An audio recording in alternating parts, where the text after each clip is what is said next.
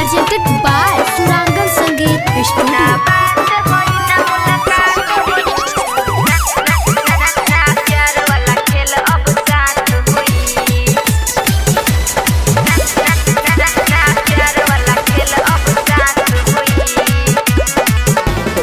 लब सबके चौकर में देख लिया है भाई, घर में माई रे कोइले भी पिटाई।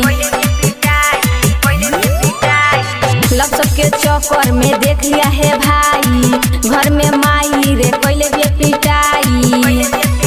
जब देखेनी गोली तोहरे माथे होई, ना बात होई ना मुलाकात होई, ना प्यार वाला खेल अब साथ होई। ना बात होई ना मुलाकात होई, ना प्यार वाला खेल अब साथ होई।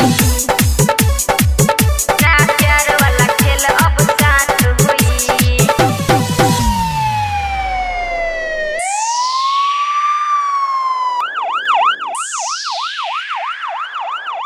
ना बात होई ना मुलाकात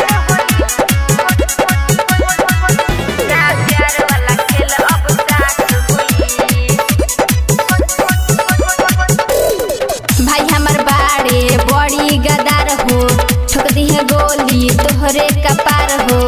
चारों ओर पहारा लगौल है बाड़े घर में, चारों ओर पहारा लगौल है बाड़े घर में। तुके मारे खातिर गोली सबके हाथ होई,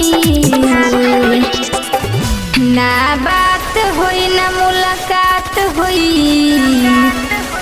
ना प्यार वाला खेल अब साथ होई। ना बात होई ना मुलाकात होई, ना प्यार वाला खेल अब साथ होई।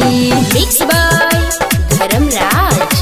Mixed by Dharamraj.